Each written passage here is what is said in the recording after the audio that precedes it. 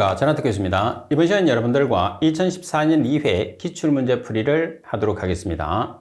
자, 먼저 1번 문제를 보시게 되면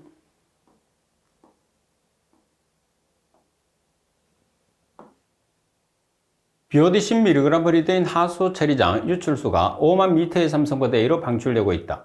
하수가 방출되기 전에 하천의 BOD는 3mg/L이며 유량은 5.8m의 삼성포세크이다. 방출된 하수가 하천수에 의해서 완전 혼합된다고 하면 혼합 지점에서의 BOD 농도를 계산하시오 그랬어요. 그럼 여기에서는 혼합 공식을 사용하면 되겠죠. 유량 곱하기 농도 플러스 유량 곱하기 농도 해서 유량의 합으로 나눠주시면 돼요.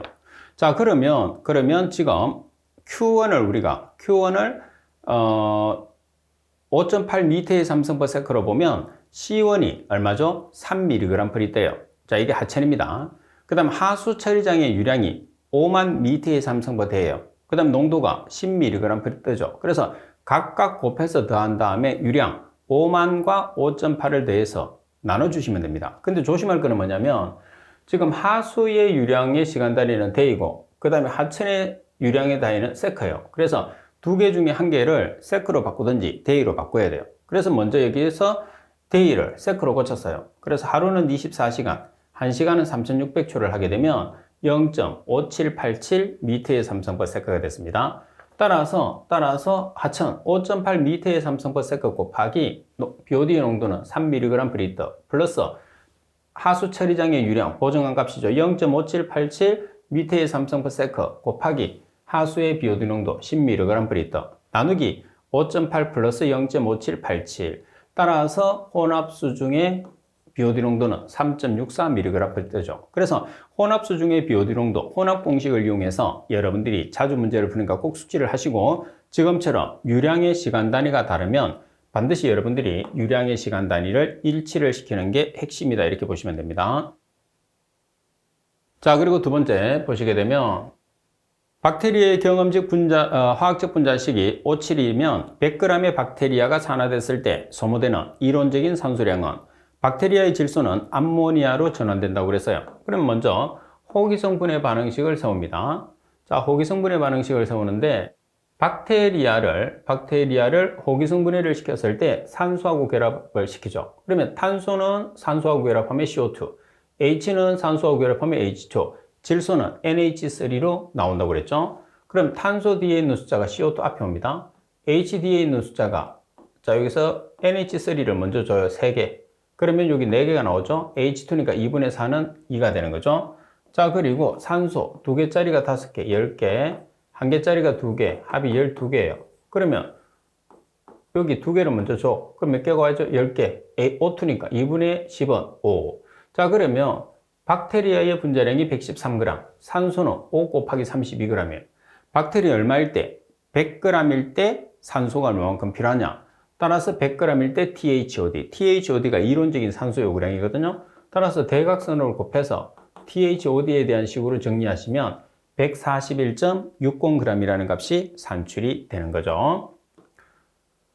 자, 그리고 3번 문제를 보시게 되면 어느 하천의 DO가 6.3mg/L, BODU가 17.1mg/L였다. 이때 용존산소 곡선에서 임계점에 달하는 시간은 얼마인가? 자, 온도는 20도씨, 용존산소 포화량은 9.2mg/L, K1은 0.1%, K2는 0.3%. 자, 여기에서 우리가 뭐를 기억을 해야 되느냐 하면 TC라는 임계점 도달 시간을 기억을 해야 돼요. 그래서 임계점 도달 시간 공식입니다. 자, 여기서 먼저 F를 계산을 하는데 F가 자전계수예요. 자전계수라는 것은 K2 나누기 K1, 다시 말해서 제폭기 계수 나누기 탈산소 계수예요. 제폭기 계수가 0.3%, 탈산소 계수가 0.1%, 따라서 F는 3이 되는 거죠. 그래서 공식에서 F는 3을 대입하세요. 그리고 K1은 0.1%, K2는 0.3%를 대입하시고, 그리고 L0가 뭐냐면 L0가 최종 BOD예요. 최종 BOD가 지금 얼마로 주어져 있느냐면 17.1mg/L로 주어져 있으니까 L0는 17.1mg/L을 대입합니다. 자, 그리고 D0라는 것은 뭐냐면 D0라는 것은 제로는 T가 제로일 때예요. 초기 산소 부족 농도입니다. 따라서 초기 산소 부족 농도는 포화 산소 농도에서 하천에 녹아 있는 산소 농도를 빼주면 돼요. 그러면 포화산소 농도가 제일 큰 값이거든요. 9.2에서 하천에 녹아있는 산소 농도 6.3을 빼주면 D0가 되는 거죠. 그래서 D0는 9.2 마이너스 6.3이 되죠. 따라서 대입해서 계산하시게 되면 임계점 도달 시간은 1.5 데이라는 값이 나오게 되는 거죠. 그래서 이 문제에서는 임계점 도달 시간의 공식이 실제로 보면 가장 중요하다 이렇게 볼 수가 있습니다. 자, 그리고 4번 미생물의 정식 곡선의 단계 순서로 알맞은 것은 어느 것인가 그랬어요. 자, 가장 먼저 뭐가 나와야 되죠? 단계 자체 내에서 유도기가 나와야 되죠. 그 다음에 대수기, 가장 성장이 빠른 거, 그리고 성장이 멈추는 정지기, 그리고 3일기. 따라서 4번이 정답입니다. 그리고 문제 5번에 보시게 되면 자, 우리나라의 수자원 이용 현황 중에서 가장 많은 용도로 사용되는 것은 시험에 자주 나오고 있죠. 자, 가장 많은 것은 농업용수입니다. 그리고 하천 유지용수, 생활용수, 공업용수. 그래서 농업용수가 정답이 되니까 4번이 정답. 그리고 6번 문제를 보겠습니다. 6번에 보시게 되면 0.02몰 NaOH 100ml를 중화하는데 0.1노르말 H2SO4 몇 ml가 소모되느냐. 중화에서는 중화 적정식의 노르말 공식을 쓰거든요. 자, 노르말 공식에서 N1V1은 N2V2라는 식을 써요. 그런데 NaOH는 몰 농도가 나와 있죠. 자, NaOH는 알카리성 물질. 알카리성 물질은 OH 개수가 가수 겸 당량이에요. 그럼 몰 농도를 노르말 농도로 전환하기 위해서는 가수를 곱하면 되죠. 근데 1가짜리 NaOH는 OH 한 개니까 1가짜리란 말이야. 1가짜리는 몰 농도와 노르말 농도가 동일해요. 그래서 0.02몰은 0.02 노르말과 동일하죠. 그래서 0.02 노르말 곱하기 100ml는 0.1 노르말 곱하기 V2 이렇게 하는 거죠. 그래서 V2를 계산하시면 황산의 값은 20ml가 필요하죠. 중화를 위해서. 자, 그리고 7번 문제를 보시게 되면 글루코스를 120mg/L 함유하는 시료 용액의 총 유기탄소의 이론치는 얼마인가 그랬어요. 그럼 여기서는 반응식은 필요 없습니다. 글루코스, 포도당이라고 그러죠.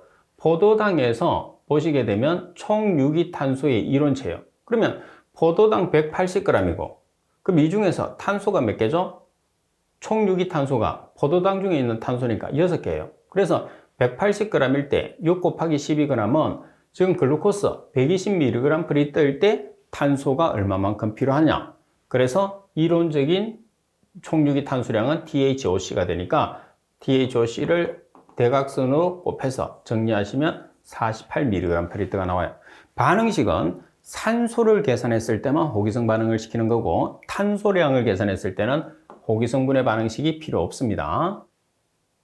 자, 그리고 18번에 보시면 해수의 함유 성분 중에서 홀리7에 해당하지 않는 것은 자, 그리고 홀리7은 염나황은 마네, 칼슘, 칼륨에서 중탄산을 먹는다고 외웠어요. 그러면 염소이온, 나트륨이온, 황산이온, 마네, 마그네슘, 칼슘, 칼슘이온, 칼륨이온, 중탄산, HCO3-죠. 따라서 해당하지 않는 것은 4번이 정답이 되는 거죠. 그리고 9번 문제를 보겠습니다. 0.04 노르말 아세트산이 8% 해리되어 있다면 이 수용액의 pH는 아세트산은 CH3COOH죠. 그래서 아세트산 이온과 H 플러스 이온이 됩니다. 그래서 1대1로 이온화가 돼요. 그러면 지금 여러분들 아세트산이 0.04몰이니까 이온화된 아세트산 이온은 0.04몰 곱하기 얼마? 8%니까 0.08. H 플러스도 0.04몰 곱하기 0.08이 헬이 된단 말이야. 그죠? 1대1이니까. 그러면 우리가 필요한 거는 H 플러스예요. 헬이 된 후에 H 플러스 농도 얼마죠? 0.04몰 곱하기 0.08. 그러면 H 플러스 농도를 알고 있으니까 pH는 마이너스 로그 H 플러스. 따라서 pH는 마이너스 로그 H 플러스. H 플러스에 이 값을 대입을 하세요. 그런 다음에 계산기로 계산하면 2.50이라는 값이 나오게 되죠. 자, 그리고 10번 문제를 보겠습니다. 10번에 보시게 되면 어느 폐수의 BODU가 120mg/L이며 K1 상용대수 값을 기준해요. 미수가 10이라는 거죠. 0.2 per day, 5일 후에 남아있는 BOD 값을 계산하라고 그랬어요. 자, 여기서 5일 후에 남아있는 BOD는 어떤 공식? 잔존 공식. 자, 따라서 잔존 공식에서 BOD5는 BOD6 곱하기 10의 마이너스 K1T. 소모 공식에서 뭐가 차이 나죠? 1 마이너스 10의 마이너스 K1T에서 1 마이너스가 빠지면 소모 공식이 되는 거죠. 소모 공식에서 1 마이너스가 빠지면 잔존 공식이 되는 거죠. 그러면 BODU가 지금 얼마냐면 120mg/L 곱하기 10의 마이너스 K 0.2%의 5일 BOD니까 T는 5일. 따라서 12mg/L라는 값이 나오게 되죠. 그래서 여러분들 지금 잔존 공식과 소모 공식이 있는데 대부분이 소모 공식을 쓰는데 잔존 공식은 많이 쓰지는 않아요. 그런데 지금처럼 남아있는 잔존하는 이렇게 문제가 나오면 잔존 공식을 사용을 해야 된다는 거. 그리고 11번 문제를 보겠습니다. 물 500ml에 NaOH 0.1g을 용해시킨 용액의 pH는 얼마냐? 그러면 NaOH니까 OH의 농도를 계산을 해요. 그러면 NaOH는 Na 플러스와 OH 마이너스가 1대1로 전리가 되죠. 그럼 OH 마이너스는 NaOH를 X몰이라고 놓으면 Na 플러스도 1대1로 나오니까 X몰, OH 마이너스도 X몰, 1대1로 반응하니까, 그죠? 그럼 NaOH의 몰 농도를 계산을 해서 pH를 구하면 돼요. 자, NaOH는 지금 0.1g이 어디에 녹아있죠? 물 500ml, 500ml는 0.5L, 1몰 나누기 NaOH의 분자량은 40g, 1몰 나누기 40g을 하면 0.005몰/L가 나왔어요. 그러면 OH-도 똑같이 X몰, 이 값이 X몰이잖아요. 그러면 OH-도 X몰이니까 0.005몰이 되는 거죠. 그러면 OH-의 농도가 있을 때 pH는 14 플러스 로그 OH-가 되는 거죠. 그래서 14 플러스 로그 OH- 농도를 대입해서 계산하면 11.70. 그래서 H 플러스가 있을 때는 마이너스 로그 H 플러스, OH-의 농도가 있을 때는 14 플러스 로그 OH-도 OH-로 pH를 계산해 주시면 됩니다. 자, 그리고 12번 문제를 보겠습니다. 12번에 보시면 BOD5가 213mg/L인 하수에 7일 동안 소모된 BOD를 계산하시고 그랬어요. 탈산소 계수 K1은 0.14, 상용대수 기준. 상용대수는 미수가 얼마? 미수가 10입니다. 자, 그러면 BOD7은 BOD6 곱하기 1 마이너스 미수가 상용대수니까 10이죠. 마이너스 K1T. 자, 여기서 뭐가 없어요? 문제 조건에서 BOD6가 없어요. BOD6가 없기 때문에 지금 뭐가 주어졌죠? BOD5가 주어졌어요. BOD5를 이용해서 BODU를 계산해요. 그러면 BODU는 BOD5를 이용해서 계산한다고 그랬으니까 BOD5는 BOD6 곱하기 1 마이너스 10의 마이너스 K1T죠. 따라서 BOD5가 지금 213mg/L 그리고 K가 0.14%, T는 5일. 따라서 BODU에 대한 식으로 정리하면 266.09mg/L가 나왔어요. 이 값을 BOD7을 계산했을 때 BODU에 대입하는 거예요. 그러면 BODU 자리에 266.09mg/L, K는 동일하죠? 얼마죠? 0.14/day. 자, 그리고 T는 7일 BOD니까 7일. 따라서 7일 BOD는 238.23mg/L라는 값이 나오게 되는 거죠. 자, BOD 공식은 자주 나오기 때문에 정확하게 숙지를 해 주셔야 됩니다. 그리고 13번, 어떤 용액의 NaOH 농도가 0.05몰이다. 이 농도를 mg/L 단위로 알맞게 나타내는 것은 단위 환산입니다. 그러면 몰 단위가 몰/L라는 걸 알아야 돼요. 그러면 1몰은 분자량이라는 걸 이용해서 단위를 환산할 수가 있습니다. 자, 문제 0.05몰은 몰/L예요. 그럼 1몰은 NaOH, 1몰은 분자량이거든요. NaOH 분자량은 40g이에요. 그래서 몰을 없애기 위해서 1몰분의 40g. 그럼 몰 없어지죠. 자, 그리고 마지막으로 g을 mg으로 환산하기 위해서 1g은 10의 3승 mg이에요. 따라서 g 없어지고 mg/L라는 단위가 나오죠. 따라서 몰 농도를 mg/L로 환산하는 간단한 단위 환산이 되겠죠. 자, 그리고 14번 문제를 보겠습니다. Na 플러스가 460mg/L, Ca 플러스가 200mg/L, Mg 플러스가 264mg/L인 농업용수가 있다. 이때 SAR의 값은 나트륨 합착률을 계산하는 문제죠. 자, SAR의 공식을 보시면 나트륨의 값 나누기 루트 CA 플러스 Mg 나누기 2를 루트 씌운 값이에요. 그러면 각각의 이온의 단위가 미리노르말이거든요. 미리노르말이라는 것은 미리그램 per 리터 나누기 1당량에 해당하는 미리그램으로 나눠주는 거예요. 그러면 NA부터 계산하겠습니다. NA가 460mg per 리터예요. NA는 1가짜리죠. 원자량이 23. 그리고 칼슘은 200mg per 리터로 주어졌는데 원자량이 40이에요. 2가짜리니까 2로 나눠주면 20. 마그네슘은 264mg per 리터. 원자량이 24죠. 그러면 2가니까 2로 나눠주면 12. 따라서 각각의 값을 계산을 해서 대입을 해요. 대입을 하면 얼마가 나오죠? 5라는 값이 나오겠죠. 그래서 이 문제는 SAR을 계산하는 공식과 그리고 각각의 이온의 단위가 미리노르말의 단위로 들어간다는 게 이 문제에서는 가장 핵심적인 요소다. 이렇게 보시면 되겠죠. 자, 그리고 15번 문제를 보겠습니다. 물의 밀도가 가장 큰 값을 나타내는 온도는 얼마인가? 물의 밀도는 1g/cm의 삼성 또는 1000kg/m의 삼성을 가지는데 4도씨일 때 가장 큰 값을 가지게 되는 거죠.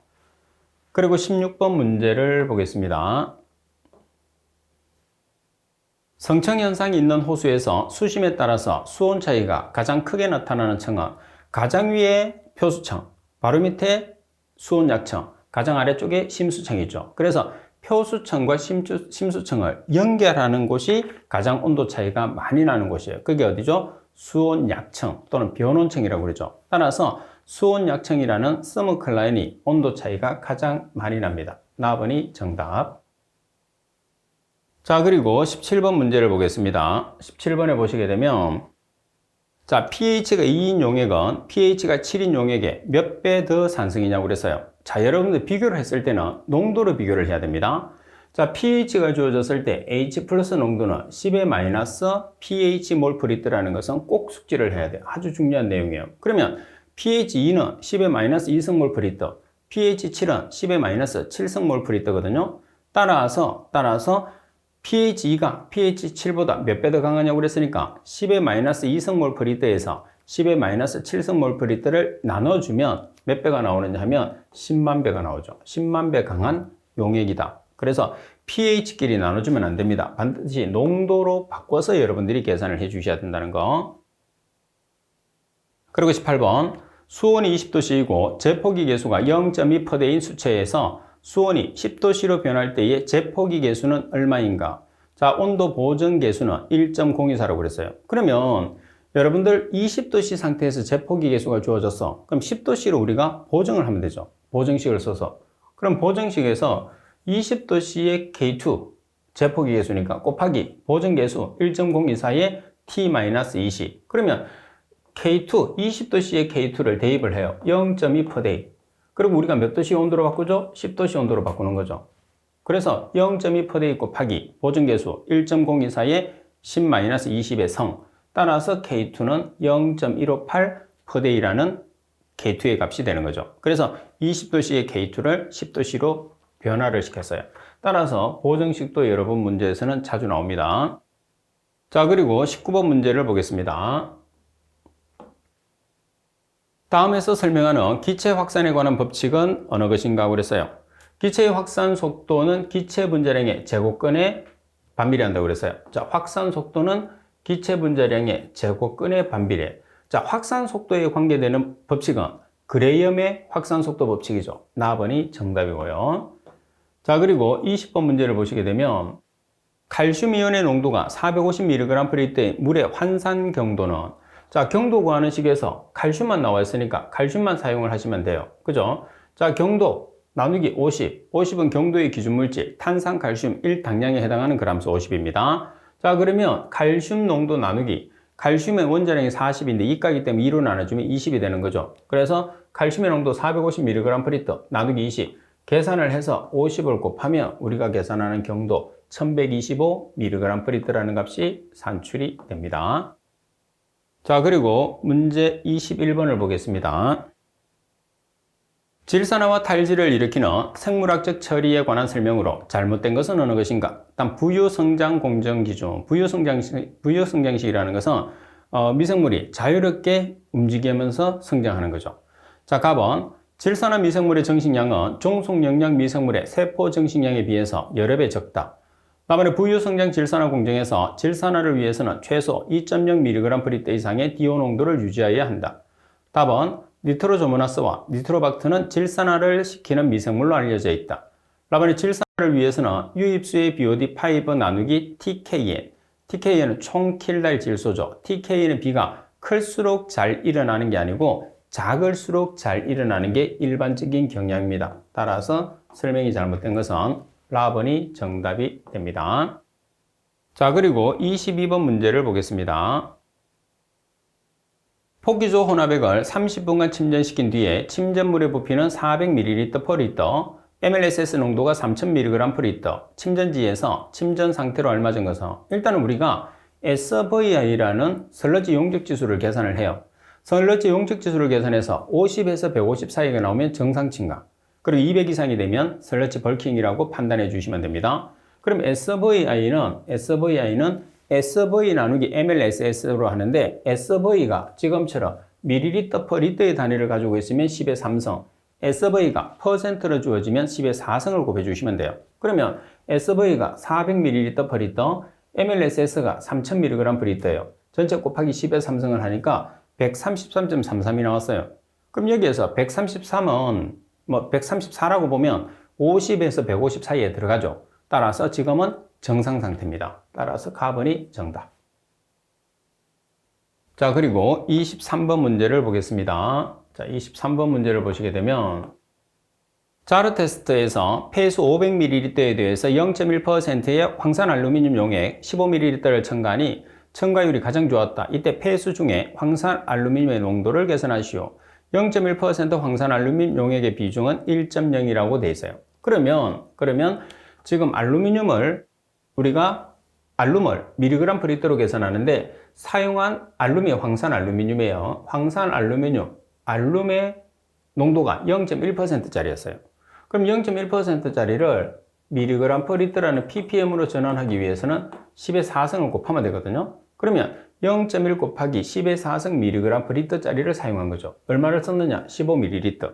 리터로 환산하기 위해서 10의 마이너스 3승을 곱해줬어요. 그럼 리터 이렇게 없어지죠. 자, 그리고 시료가 얼마만큼 썼느냐? 시료는 500ml. 밀리리터를 리터로 환산하면 500ml는 0.5리터로 나눠줘요. 그러면 우리가 계산하는 mg/L라는 값이 나오게 되죠. 따라서 30mg/L라는 값이 나오게 됩니다. 항상 계산하는 문제는 여러분들이 단위를 환산을 해야 되니까 단위에 대한 개념을 정확하게 숙지를 하고 계셔야 돼요. 자, 24번. 유량이 4000m의 삼성포대이고 포기조의 MLSS가 4000kg이다. FMB를 0.20으로 유지하기 위해서는 유입수의 BOD 농도를 얼마로 유입시켜야 되느냐? 자, FMB의 단위가 주어지지 않는다 하더라도 단위는 뭐죠? 퍼데이입니다. 퍼데이. 꼭 우리가 기억을 해야 됩니다. FMB는 0.20 퍼데이가 되는 거죠. 따라서 FMB가 주어졌으니까 핵심은 FMB예요. 따라서 FMB에 대한 공식은 BOD 곱하기 Q 나누기 MLSS 곱하기 최적 V가 되는 거죠. 그럼 FMB가 지금 얼마냐? 0.20 per day. 그리고 뭐를 계산하죠? 우리가 계산하고자 하는 것은 BOD를 계산하죠. 따라서 BOD 농도 곱하기 유량은 4000m의 삼성 per day 나누기 MLSS. 지금 MLSS가 킬로그램으로 나와 있는 걸로 봤을 때 총량으로 나와 있어요. 그죠? 4000kg은 지금 MLSS 곱하기 최적이 같이 곱해진 거죠. 이렇게 하면 킬로그램이 되니까. 그래서 BOD도 킬로그램 per 미터의 삼성의 단위로 계산이 되는 거죠. 따라서 BOD에 대한 식으로 정리를 하시게 되면 얼마가 되죠? 0.2kg per 미터의 삼성으로 나와요. 근데 정답에는 mg per 리터니까 다시 어떻게 mg per 리터로 전환하기 위해서는 10의 3승을 곱해주면 되겠죠. 0.2에 10의 3승을 곱하면 200mg per 리터가 되는 겁니다. 그래서 정답에 어떤 단위로 계산을 하느냐에 따라서 우리가 단위 환산을 어떻게 할 것이냐를 판단을 해주는 거죠. 자, 그리고 25번 문제를 보면 유입기질 10g의 BOD율을 혐기성으로 분해시킬 때 발생하는 이론적인 CH4의 양을 계산하시오 그랬어요. 그럼 일반적으로 우리가 문제에서 주어지지 않은 기질이라고 하면 뭐가 되느냐 하면 글루코스, 포도당을 기준을 해요. 그래서 산소, BODU가 산소량이거든요. 산소량 10g을 필요로 하는 포도당의 값을 먼저 계산을 해야 돼요. 그래서 포도당을 산소와 반응시키는 호기성분해를 시키면 CO2와 H2O가 나오거든요. 그럼 포도당 분자량이 180g이에요. 산소는 6개 있으니까 6 곱하기 32g. 그러면 산소 10g에 해당하는 포도당의 값. 따라서 X1을 계산하면 9.375g이라는 포도당이 나왔어요. 그럼 이 포도당 9.375g에 해당하는 메탄을 현기성분해 시켰을 때 메탄의 발생량을 계산하는 거예요. 그러면 포도당을 현기성분해를 시키면 CH4와 CO2가 나오는데 탄소가 6개니까 3개씩 나눠져요. 자, 그러면 포도당 180g일 때 메탄은 기체, 체적으로 계산하라 그러면 기체는 개수 곱하기 22.4리터로 정해졌어요. 그리고 중량으로 계산하라 그러면, 질량으로 계산하라 그러면 개수 곱하기 분자량. 그러니까 180g일 때 메탄은 3 곱하기 체적으로는 22.4리터. 그러면 지금 우리가 1번에서 산소 10g에 해당하는 글루코스, 포도당을 얼마로 계산했죠? 9.375. 그래서 9.375g에 해당하는 메탄의 발생량 X2로 보는 거죠. 따라서 대각선으로 곱해서 X2, 메탄의 값을 계산하면 3.5리터가 나오게 되는 거죠. 그래서 이 문제에서는 기질이 안 주어져 있으면 포도당, 글루코스를 기준을 한다는 것. 그래서 산소량을 이용해서 글루코스의 양을 계산한 다음에 계산된 글루코스의 양으로 메탄이 얼마만큼 발생하는지를 한 번 더 계산을 해주는 문제가 되겠죠. 자, 그리고 26번 문제를 보겠습니다. 미생물이 분해 불가능한 유기물을 제거하기 위해서 합착제인 활성탄을 사용하였다. COD가 56mg/L인 원수에 활성탄 20mg/L를 주입시켰더니 COD가 16mg/L가 되었고 활성탄 52mg/L를 주입시켰더니 COD가 4mg/L로 되었다. COD 9mg/L로 만들기 위해서 주입되어야 할 활성탄의 양은 얼마인가? 프로인드 D의 등온 합착 공식을 사용하라고 되어 있어요. 그러면 조건 자체 내에서 지금 보시면 COD가 56mg/L는 뭐가 되느냐 하면 유입수가 돼요, 유입수. 그래서 유입수의 COD는 항상 동일합니다. 자, CI가 되는 거죠. 그러면 이 CI를 기준을 해서 활성탄 20mg/L을 주입시켰을 때 COD가 16mg/L가 됐어요. 이게 첫 번째 조건. 그리고 52mg/L를 주입시켰을 때 COD가 4mg/L가 됐어요. 이게 두 번째 조건이에요. 그래서 1번과 2번을 왜 사용하느냐 하면 K와 N을 계산하기 때문에요. 이렇게 해서 K와 N을 계산한 다음에 마지막으로는 COD 9mg/L를 만들기 위해서 활성탄의 주입 농도를 계산하는 거거든요. 그래서 3번, 얘를 3번식이라고 하면 3번식에서 K와 N이 필요하니까 1번과 2번을 이용해서 K와 N을 계산을 한 다음에 3번식을 이용해서 K와 N을 대입하면 활성탄의 주입 농도가 이제 계산이 된다는 거죠. 자, 따라서 여러분들 식을 3개를 세워요. 이렇게. 그러면 유입수의 농도가 56이라고 그랬잖아요. 유출수가 16으로 만든다고 그랬어요. 1번 조건에서. 그럼 활성탄의 주입 농도가 20이고 16KN. 그래서 정리하면 이렇게 나오죠. 자, 두 번째 식도 마찬가지죠. 유출수의 농도 4. 그리고 활성탄의 주입 농도 52. 유출수의 농도 4. 정리하면 이렇게 돼요. 그 다음에 3번식은 유출수의 농도를 9mg/L로 만들죠. 활성탄 주입 농도를 계산하니까 이 값은 문자예요. 그래서 1번과 2번식, 1번식과 2번식을 이용해서 하는데 1번과 2번을 이렇게 나눠줍니다. 나눠주면 2 나누기 1은 뭐가 되는 거죠? 자, 1번과 2번을 나눠주면 2 나누기 1은 2가 돼요. 그 다음 여기서 KK 없어지고 16 나누기 4는 4, n분의 1, 요것만 나와요. 그래서 양변에 ln을 취하면 우리가 n을 계산할 수 있거든. n은 2가 되고, 그리고 n2를 여러분들이 1번식이든 2번식이든 아무 데나 대입하면 k가 0.5가 됐어요. 그러면 k가 0.5, n은 여러분들 2를 대입하죠. 그러면 m이라는 활성탄 주입 농도는 31.33mg/L라는 값이 나오겠죠. 자, 그리고 27번 문제를 보겠습니다.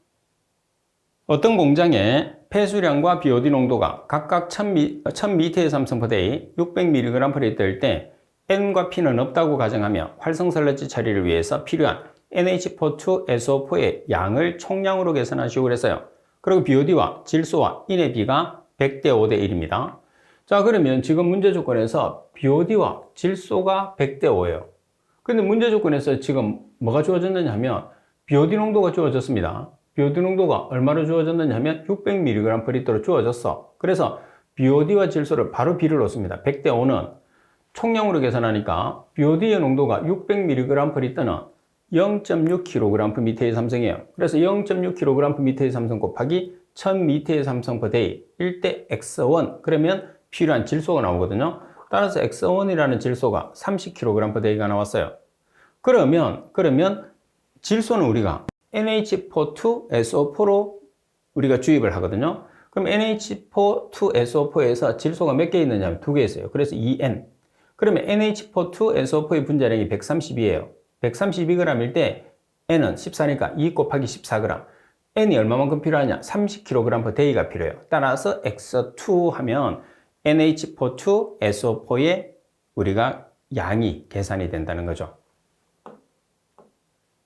자, 따라서 계산하면 141.43kg/day라는 이제 Na2SO4의 값이 나오게 되는 거죠. 그래서 지금 문제에서는 여러분들 NH4,2SO4 자체를 계산을 하는데 이 값도 이제 총량으로 계산을 하게 되죠. 그죠? 그래서 BOD와 질소의 비가 나와 있는지, BOD5와 질소의 비가 나와 있는지에 따라서 우리가 한 단계를 더 걸칠 것이냐, 한 단계가 더 줄어들 것이냐의 차이가 있다고 보시면 됩니다. 자, 그리고 28번입니다. 염소 소독에 관한 설명으로 잘못된 것은 어느 것인가? 그러면 pH 5 또는 그 이하에서 대부분의 염소는 HOCl 형태이다. 그래서 우리가 HOCl이 가장 강력한 살균제잖아요. 염소 살균에서는. 그래서 HOCl이 많이 만들어져야 살균력이 뛰어나고, 그리고 pH가 낮으면 낮을수록 HOCl이 많이 만들어집니다. 답은 HOCl은 암모니아와 반응해서 클로라민을 생성합니다. 맞습니다. 답은 HOCl은 매우 강한 소독제로 OCl-보다 80에서 200배 정도 더 강하다. 80배 이상이니까. 답은 트리클로라민은 매우 안정해서 잔류 산화력을 유지한다고 그랬어요. 트리클로라민은 매우 불안정하죠. 그래서 산화력을 가지지 않습니다. 그래서 살균제로 사용할 수 없는 게 트리클로라민이죠. 자, 그리고 29번 문제를 보시게 되면 고도수 처리에 사용되는 분리막에 대한 내용으로 알맞은 것은 어느 것인가? 답은 정밀 여과의 막 형태는 대칭형 다공성 막이다. 답은 한의 여과의 구동력. 자, 우리가 구동력은 그 농도차와 전이차가 있는 게 있죠. 투석은 농도차, 전기투석은 전이차, 나머지 역삼투와 나머지 여과법은 전부 다 정수합차입니다. 그래서 농도차가 아니고 정수합차. 농도차는 말씀드린 것처럼 투석이죠. 그리고 답은 역삼투의 분리 형태는 공극의 크기 및 협착 현상에 기인한 체그름이다. 답은 투석의 구동력은 정수합차이다. 자, 그래서 여기 답은 역삼투의 분리 형태는 용의 확산, 투석은 농도차. 그래서 바르게 된 거는 이거 하나밖에 없네. 그죠? 가번. 자, 그리고 30번 문제를 보겠습니다. 활성 슬러지 공정 중에서 최종 침전지에서 슬러지가 부상하는 원인으로 틀린 것은, 자, 슬러지가 부상하는 원인입니다. 그러면 탈질소화 현상이 발생했을 때, 그럼 질소가 만들어지면 질소가 공기의 성분이잖아요. 그래서 슬러지에 붙으면 가벼워져서 슬러지가 부상합니다. 라번 침전주의 수면적 부하가 높은 경우, 라번에 SVI가 높고 잉여 슬러지의 인출량이 부족할 때, 라번 폭기조의 폭기량을 감소시켜 질산화 정도가 감소됐을 때, 질산화 정도가 이제 우리가 틀린 것은 이제 맞는 것으로 고치면 폭기조의 폭기량을 증가를 시켜요. 그러면 질산화가 증가되겠죠. 질산화가 된 물질들이 이제 폭기조에서 질산화가 많이 됐어요. 그러면서 산소가 부족한 상태로 가게 되면 뭐가 일어나죠? 탈질이 일어나는 거죠. 그래서 탈질이 일어나면 이제 우리가 슬러지 라이징 현상, 부상 현상이 발생하게 됩니다. 따라서 여기서는 폭기조에서는 폭기량을 증가를 시켜서 질산화를 증가를 시켰을 때 우리가 그 최종 침전지에서 산소가 부족한 최종 침전지에서 탈질이 일어나게 됩니다. 따라서 라번이 정답. 자, 그리고 31번 문제를 보시게 되면 직경이 0.1mm이고 비중이 2.0인 입자를 17도씨의 물에 넣었다. 입자가 3m 침강하는 데 걸리는 시간은 얼마인가? 17도씨의 물의 점성 계수는 1.089 곱하기 10-3성 kg/m/s. 서구서의 침강 이론을 기준으로 한다고 그랬어요. 그러면 침강 속도니까 침강 속도 VS는 18 마이크로분의 D의 제곱, rho S-rho WG, D는 직경, 로에서는 입자의 밀도, 로 W는 물의 밀도, G는 중력 가속도, 마이크로는 점성 계수예요. 그러면 직경이 지금 얼마로 주어졌느냐 하면 1.0mm, 미리를 미터로 환산하기 위해서 10의 마이너스 3승을 곱해주면 되겠죠. 따라서 1.0 곱하기 10의 마이너스 3승 미터의 제곱 곱하기 지금 입자의 비중이 2.0, 물의 비중은 1.0. 그러면 비중량 kg/m의 3승으로 환산하기 위해서는 얼마를 곱해주면 되죠? 10의 3승. 그래서 입자의 비중은 2000kg/m의 3승. 물의 비중이 1이니까 1000kg/m의 3승. 그래서 2000에서 1000을 빼줍니다. 그리고 중력 가속도는 9.8m/s의 제곱 꼭 암기를 해놔야 되죠. 나누기 18 마이크로. 마이크로 점성계수 1.089 곱하기 10의 마이너스 9성 kg/m/s. 따라서 계산하면 0.50m/s예요. 자, 그런데 지금 우리가 계산하는 것은 뭐냐면 침강 시간을 계산하라고 돼 있어요. 그러면 침강 속도를 계산을 했으니까 뭐를 이용을 해서 길이에서 침강 속도를 나눠줘요. 그러면 길이에서 침강 속도를 나눠주게 되면 어떻게 되는 거죠? 이게 이제 침강 길이 3m 침강하는 데 걸린다고 그랬으니까 그래서 3m에서 V에서 0.5m/s를 나눠줘. 그러게 미터 없어지고 시간이 나오잖아요. 그래서 3m 나누기 0.50m/s를 하게 되면 미터 없어지고 시간 6초라는 우리가 침강 시간이 계산이 되는 거죠. 그래서 여러분들이 침강 속도를 계산하는 이유는 침강 속도의 시간을 이제 세크라는 단위를 이용해서 침강 시간을 계산하기 위해서다. 이렇게 보시면 되겠죠. 자, 그리고 32번 문제를 보겠습니다. 고형물의 농도가 16.5%인 설러지 200kg을 건조상에서 건조시켰더니 수분이 20%로 나타났다. 제거된 수분의 양은 얼마인가 그랬어요.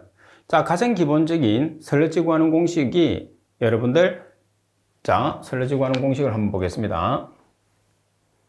V1 곱하기 100-P1은 V2 곱하기 100-P2예요. 그죠?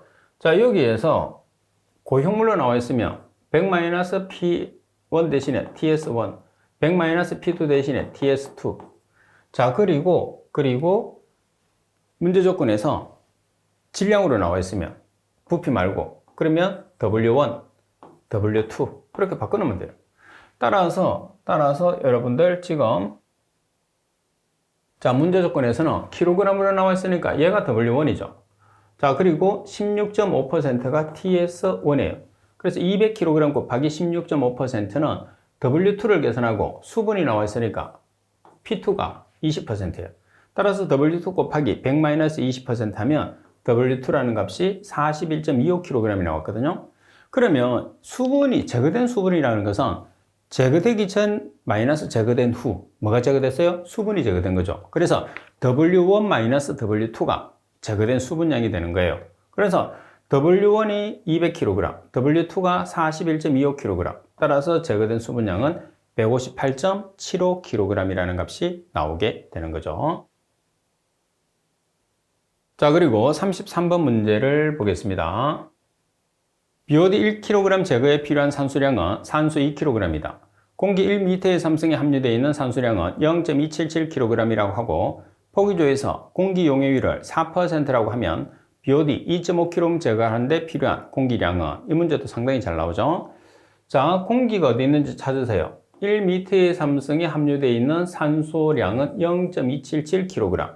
그래서 1m의 삼성에 공기에 함유되어 있는 산소는 0.277kg. 자, 그 다음에 이제 산소가 있는 걸 또 찾아. BOD 1kg 제거에 산소가 얼마만큼 필요하냐? 2kg. 산소는 대각선으로 있으니까 2kg의 산소, BOD 1kg, 산소 없애버립니다. 자, 그 다음 BOD는 지금 2.5kg을 제거한다고 그랬어요. 그러면 BOD 2.5kg. 그죠? kg 없애버렸어. 자, 그리고 이제 중요한 게 하나 있어요. 뭐가 있느냐 하면, 문제에 보면 용해율이 얼마라고 나와 있느냐 하면 4%라고 나와 있어요. 용해율 자체가. 그러면 용해율은 기본적으로 몇 %를 기준하느냐면 100%를 기준하거든요. 근데 100%를 기준하는데 지금 여기서 용해율이 4%밖에 안 되는 거야. 그러면 100%의 용해율에 비해서 4%는 더 많이 넣어줘야지 높겠죠. 그래서 100 나누기 4%로 보정해야 된다는 게 이 문제의 핵심입니다. 따라서 계산하시게 되면 451.26m의 삼성이라는 값이 나오게 된다는 거. 자, 그리고 34번 문제를 보겠습니다. 어떤 폐수를 활성설러지법으로 처리하기 위해서 예비 실험을 시행한 결과 BOD 50%가 제거되는데 3시간의 폭기 시간이 걸렸다. BOD의 감소 속도가 1차 반응 속도에 따른다면 BOD를 90%까지 제거하는 데 필요한 폭기 시간을 계산하시오 되어 있어요. 자, 그러면 지금 문제 조건 자체 내에서는 먼저 뭐를 계산을 하느냐 하면 그 1차 반응식을 이용을 해서 K를 계산을 하고 K를 계산한 다음에 동일한 식으로 우리가 T를 계산을 해봅시다. 자, 1차 반응식은 ln C0분의 CT는 마이너스 KT죠. 자, 먼저 여러분 50%를 제거한다고 그랬어요. 그러면 초기 농도는 100%, CT 제거되지 않고 남아있는 값은 50%, 시간이 지금 3시간이라고 그랬어요. 따라서 K를 계산을 했어요. 자, 그럼 두 번째는 뭐냐면 90%까지 제거를 한다고 되어 있어요. 자, 90%까지 제거한다고 그랬으니까 초기 농도는 100%, 90%를 제거했으니까 몇 퍼센트를 제거 못했죠? 10%를 못했어요. CT가 10%예요. 그 다음 1번에서 구한 K를 2번식에 대입해서 T. 따라서 T에 대한 식으로 정리하면 9.97 per hour. 이 값이 뭐냐면 폭기 시간이 되는 거죠. 따라서 1차 반응식 두 가지를 이용을 해서 첫 번째 식에서는 K를 계산을 하고 그 다음에 계산된 K를 2번식에 대입해서 T를 계산해주는 전형적인 1차 반응에 관계되는 문제죠. 자, 그리고 35번 문제를 보겠습니다.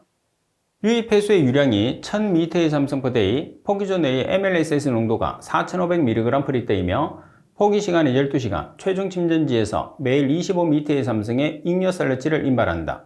이때 잉여설러지의 농도는 5만 mg/L이며 방류수의 SS를 무시한다면 설러지의 체류 시간을 계산하시오 그랬어요.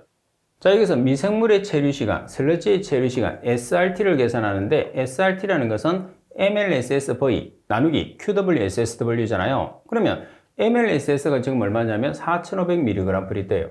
자, 그리고 문제 조건에서 최적 V가 없어. 최적 V가 없을 때는 어떻게 하죠? 유량 곱하기 뭐예요? 포기 시간.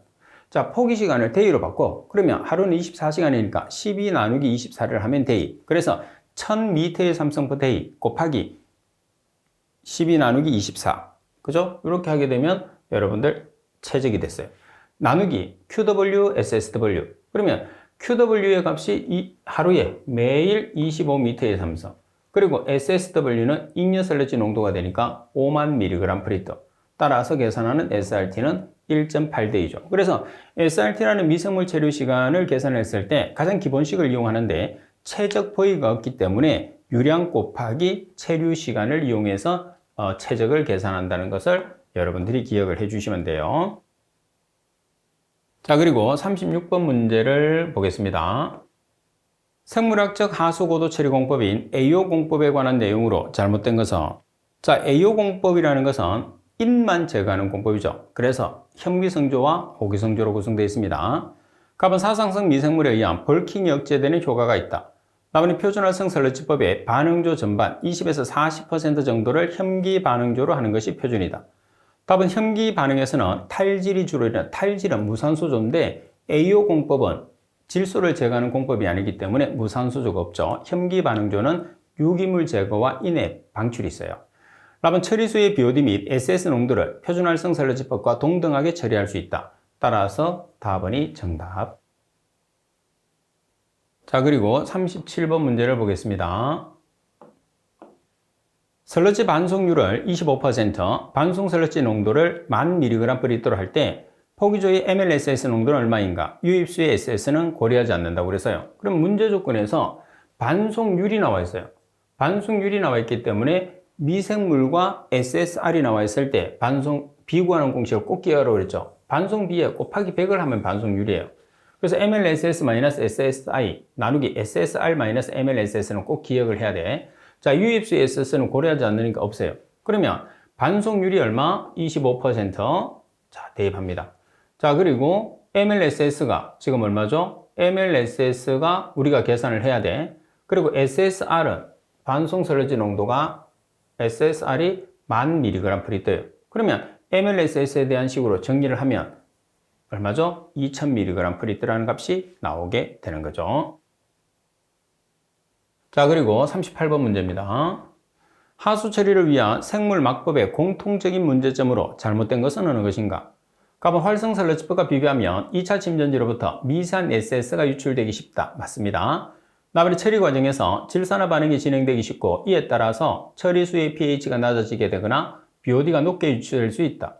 답은 생물 막법은 운전관리 조작이 간단하지만 운전 조작의 유연성에 결점이 있어 문제가 발생할 경우에 운전 방법의 변경 등의 적절한 대처가 곤란하다.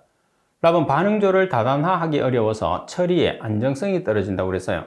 자, 우리가 막법 같은 경우에서는 다단화를 하기가 상당히 쉬워요. 그래서 안정성이 높은 게 막법의 특징이죠. 따라서 라번에 대한 설명이 잘못됐습니다.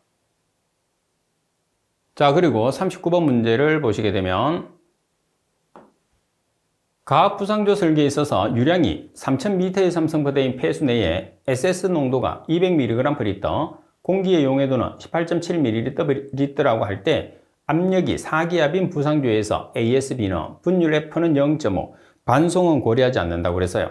자, 그럼 반송을 고려하지 않는 상태에서 ASB는 1.3 곱하기 SA 곱하기 FP-1 전체 나누기 SS죠. 그럼 여기에서 SA가 공기의 용해도 18.7ml/L, 자, F 분율입니다. 0.5, 그리고 P 압력 4기압, 자, 그리고 SS 200mg/L. 자, 이렇게 대입해서 계산하시면 0.12라는 ASB가 나오죠. 유량은 여기서는 사용하지 않아도 됩니다. 자, 그리고 40번 문제를 보겠습니다. 다음 중에서 물리화학적 질소 제거 공정으로 틀린 것을 찾으시오 그랬어요. 자, 라번에 보시게 되면 라번은 SBR 공법이거든요. SBR 공법은 생물학적으로 질소와 인을 동시에 처리하는 공정입니다. 근데 물리화학적 질소 제거라고 그랬으니까 라번 생물학적으로 처리하는 공정이 정답이 되는 거죠. 자, 그리고 41번을 보시게 되면 냄새 항목을 측정하기 위한 시료의 최대 보존 기간으로 알맞은 것은, 자, 냄새 항목은 시료의 최대 보존 기간이 몇 시간? 6시간. 따라서 나번이 정답. 자, 그리고 42번 문제를 보겠습니다. 수로 및 직각삼각 위열을 만들어서 유량을 산출할 때 위어의 수도가 0.2m, 수로의 밑면에서 절단 하부점까지의 높이가 0.75m, 수로의 폭이 0.5m일 때 위어의 유량을 계산하시오 그랬어요. 자, 이렇게 K 구하는 공식, 유량계수 구하는 공식이 주어지면 이 공식을 여러분들이 사용할 필요가 없어요. 자, 공식이 주어지면 K는 지금 우리가 삼각이었기 때문에 83에서 85 중에 아무 숫자 한 개나 사용하시면 됩니다. 그래서 이 K를 구하는 공식 구하는 게 시간이 너무 많이 걸려요. 그래서 얘를 뺍니다. 빼고 83에서 85로 외워놓고, 자, 그러면 삼각유에서 유량 구하는 식은 K 곱하기 H의 2분의 5승이잖아요. 자, K는 예를 들어서 83을 썼다, 84를 썼다. 그래서 이 값 대신에 83, 84, 85 중에 하나를 쓰시면 돼요. 자, 그 다음에 수도가 0.2m니까 0.2m의 2분의 5성. 그러면 이 값의 근사치가 나오게 됩니다. 그래서 제가 하는 말을 믿고 간단하게 계산을 해주시면 되죠. 그래서 이 값 대신에 83, 84, 85 중에 하나를 넣어주시면 돼요. 실기에서는 K값을 반드시 계산을 해야 됩니다. 공식이 주어지면. 자, 그리고 43번. 시료의 최대 보존기간이 가장 짧은 측정 항목은 어느 것인가? 자, 클로로필 A는 7일, 염소이온은 28일, 페놀류 28일, 암모니아성 질소 28일. 그래서 염소이온이나 페놀류나 암모니아성 질소는 28일이고 클로로필 A는 7일이니까 정답은 클로로필 A가 정답이 되겠죠. 자, 그리고 44번 문제를 보겠습니다.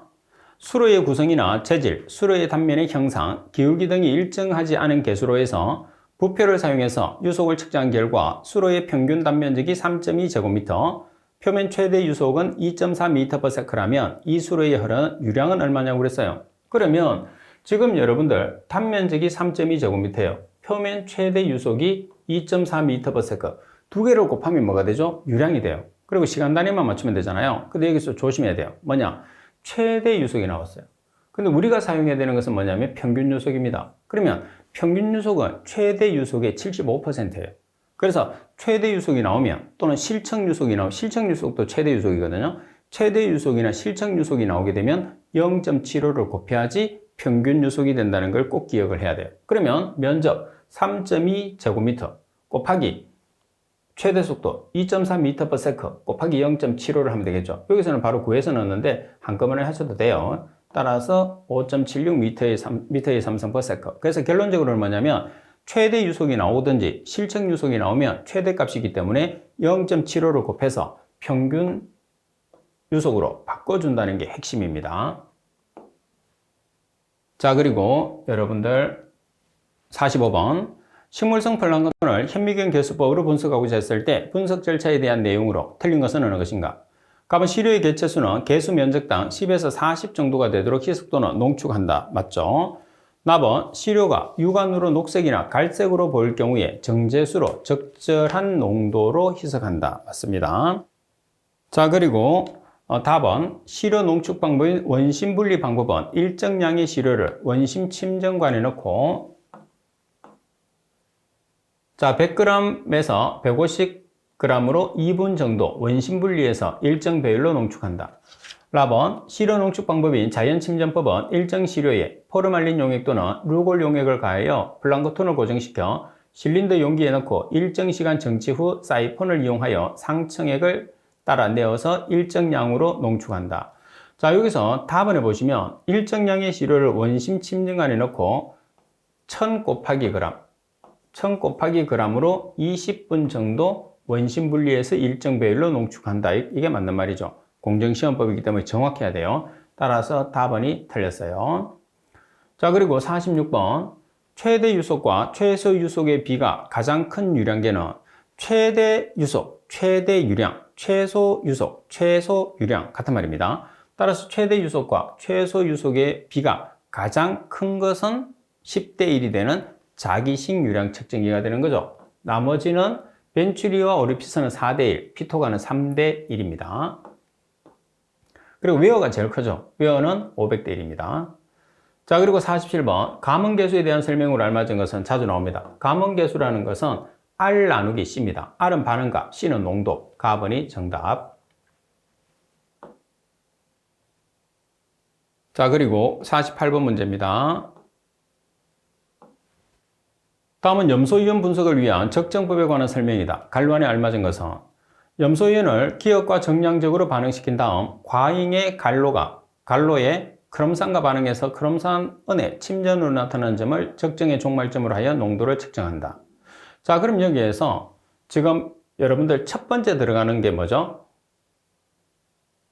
정량적으로 반응하는 것은 질산은입니다. 질산은. 그죠?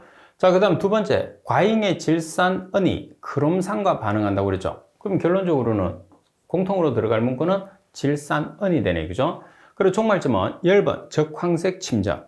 열번 적황색 침전이 종말점이라는 거 꼭 기억하세요.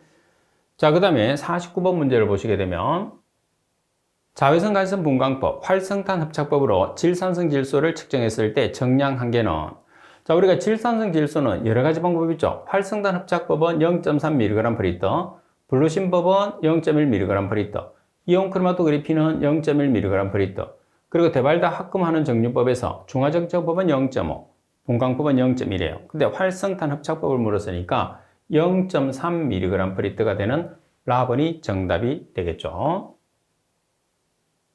자, 그리고 50번 문제를 보겠습니다. 자, 50번 문제를 보시면 투명도 측정에 대한 내용으로 잘못된 것은 어느 것인가? 그러면 투명도 측정 시간은 오전 10시에서 오후 4시 사이에 측정, 한낮에 측정하죠. 답은 지름이 20cm의 백색 원판에 지름이 5cm의 구멍 8개가 뚫린 투명도판을 사용한다고 그래서요. 자, 구멍 8개가 뚫린 거는 맞는데 20cm짜리를 사용하는 게 아니고 지름이 30cm짜리죠. 그리고 백색 원판에 지름이 5cm의 구멍 8개가 뚫린 투명도판을 사용한다. 그럼 투명도판의 무게는 3kg. 자, 그리고 답은 흐름이 있어서 줄이 기울어질 경우에서는 2kg 정도의 추를 따라서 줄을 세웁니다. 답은 강우시나 수면의 파도가 격렬할 때에는 투명도를 측정하는 것이 좋지 않죠. 그래서 투명도를 측정하지 않습니다. 따라서 설명이 잘못된 것은 나번이 정답이네요. 자, 그리고 51번 다음 중에서 수소화물 생성 원자흡수 분광광도법에 의해서 비소 측정 시에 선택 파장으로 알맞은 것을 찾으시오 돼 있어요. 자, 선택 파장으로 알맞은 것을 보시게 되면 193.7나노미터죠. 그리고 정량 한계는 0.005mg/L니까 가번이 정답. 자, 그리고 52번 문제를 보겠습니다. 다음은 공장 폐수 및 하수 유량 측정 방법 중 최대 유량이 1m의 삼성퍼미니처 미만인 경우에 용기 사용에 관한 설명이다. 갈로 안에 알맞은 것은 용기 용량은 100에서 200리터인 것을 사용해서 유수를 채우는 데 요하는 시간을 스톱위치로 잰다. 용기에 물을 받아 넣는 시간을 갈로가 되도록 용량을 결정한다. 자, 일단 용량 알아야 됩니다. 용량 100에서 200리터 중요합니다. 자, 그리고 시간은 몇 초 이상? 20초 이상. 따라서 가번이 정답이 됩니다. 자, 그리고 53번 문제를 보시게 되면 총대장균군 시험 방법으로 틀린 것은 팁에 보면 총대장균군, 분홍성 대장균군, 대장균의 분석 방법이 있어요. 꼭 정리해 놓으세요. 가번에 막요과법, 나번에 시험관법, 나번에 평판집락법, 나번에 현미경교수법. 현미경교수법은 식물성 플랑크톤의 분석 방법이죠. 이 말도 꼭 기억하세요. 현미경교수법은 식물성 플랑크톤을 우리가 분석하는 방법이라는 거. 따라서 이 문구 자체는 전체적으로 상당히 중요한 내용이니까 다 잘 기억하고 계셔야 됩니다. 자, 그리고 54번 문제를 보겠습니다. 총칙에 대한 내용으로 틀린 것은 어느 것인가? 갑은 온도에 영향이 있는 실험 결과 판정은 표준 온도를 기준으로 한다. 맞습니다. 그리고 납은 찬 곳은 따로 규정이 없는 한 0에서 15도씨의 곳을 뜻한다. 답은 냉수는 4도씨 이하를 뜻한다. 냉수는 몇 도씨 이하? 15도씨 이하. 자, 그리고 라벨에 보시면 온수는 60에서 70도씨를 말한다. 따라서 답은이 정답이 되고요. 자, 그리고 55번 문제를 보면 다음은 자외선 가시성 분광법에 의한 페놀류 측정 원리를 설명한 것이다. 갈로에 알맞은 것은 정류한 시료에 염화 암모늄, 암모니아 완충액을 넣어서 1번으로 조절해요. 그럼 pH를 얼마로 조절하죠? pH는 10으로 조절합니다. 따라서 두 개는 답이 아니죠. 그리고 사아미노 안티피린과 헥사시아나 철, 산, 칼륨을 넣어서 생성된 2번의 안티피린계 색소의 흑광도를 측정한다. 발색되는 색깔은 이제 보통 적색 계통이죠. 500대 파장이니까. 그래서 510나노미터니까 우리가 적색. 그래서 pH 10, 적색이 붉은색이죠. 라번이 정답입니다. 자, 페놀은 우리가 수용법이라는 직접법, 클로로폼이라는 추출법을 쓰는데 수용법은 파장이 510나노미터, 정량 한계는 0.05, 클로로폼 용액은 파장이 460나노미터, 정량 한계는 0.005mg/L라는 것도 같이 여러분들이 잘 기억을 하세요. 시험에서 자주 나옵니다. 자, 그리고 56번 문제를 보시게 되면 물벼룩을 이용한 급성 독성 시험을 할 때 희석수 비율에 해당하는 것은 어느 것인가 그랬어요. 자, 100%를 기준하면서 반으로 나누면 돼요. 100의 반은 50, 50의 반은 25, 25의 반은 12.5, 12.5의 반은 6.25 반반씩 나누면 되거든요. 따라서 여기서 해당하는 것은 하나밖에 없죠. 25%. 자, 그리고 57번 문제를 보겠습니다. 자외선 가시성 분광법, 이염화 주소 관음법으로 인산염인을 분석했을 때 흑광도 측정 파장으로 알맞은 것은 자, 인산염인은 발색되는 색깔은 청색, 파장은 690나노미터. 따라서 라번이 정답. 그리고 58번 문제를 보겠습니다. 58번에 보시면 불소를 자외선 가시성 분광법으로 분석할 때 내용으로 알맞은 것을 찾으시오 그랬어요. 가번의 정밀도는 첨가한 표준 물질의 농도에 대한 측정 평균값의 상대 백분율로서 나타내며 그 값이 25% 이내여야 한다. 답은 알루미늄 및 철의 방해가 크나 정류함에 영향이 없다. 답은 정량 한계는 0.05mg/L. 답은 적색의 복합 화합물의 흑광도를 540나노미터에서 측정한다. 자, 가번 같은 경우에서는 정밀도에 대한 설명이 잘못됐어요. 그죠? 그리고 답은 같은 경우에서는 정량 한계가 0.15mg/L가 되고, 그리고 라번에서는 발색되는 색깔은 청색, 그리고 우리가 측정하는 흑광도는 620나노미터가 돼야 되겠죠. 바르게 설명된 것은 나번입니다. 자, 그리고 59번 문제를 보시게 되면 분석할 시료 채취량은 시험 항목 및 시험 횟수에 따라서 차이가 있으나 보통 몇 리터 정도를 취하느냐 상당히 잘 나오죠. 시료 채취량은 얼마를 기준하죠? 3에서 5리터를 채취하게 됩니다. 잘 기억하세요. 자, 그리고 60번 문제를 보겠습니다. 부유물질 SS 측정 시 간섭물질에 관한 내용으로 잘못된 것은 어느 것인가? 자, 답은 큰 입자들은 부유물질 측정에 방해를 주며 이 경우에 직경이 0.2mm 금속망이 먼저 통과시킨 후에 분석을 실시한다. 그럴듯하게 설명을 해놨는데 여기서 문구는 다 맞아요. 근데 0.2mm가 아니고 얼마죠? 2mm짜리를 써야 됩니다. 다음에 정말 잔류물이 1000mg/L 이상인 경우에 해수, 공장 폐수 등은 특별히 취급하지 않을 경우에 높은 부유물질 값을 나타낼 수 있어서 여과지를 여러 번 세척을 한다. 맞죠? 다음에 철도는 칼슘이 높은 시료는 금속 침전이 발생하며 부유물질 측정에 영향을 줄 수 있다. 다음에 유지 및 혼합되지 않은 유기물도 여과지에 남아 부유물질 측정 값을 높게 할 수 있다. 따라서 설명이 잘못된 것은 가번. 이 가번은 시험상에서 상당히 자주 등장하는 문구가 돼요. 그래서 금속망에 우리가 지금 여기서 나와 있는 금속망에 직경이 2mm짜리를 사용해서 2mm를 통과하지 못하는 것은 버리고 2mm짜리를 통과하는 부유물질을 분석하는 거죠. 자, 이번 시간 수업은 이것으로 마치도록 하겠습니다.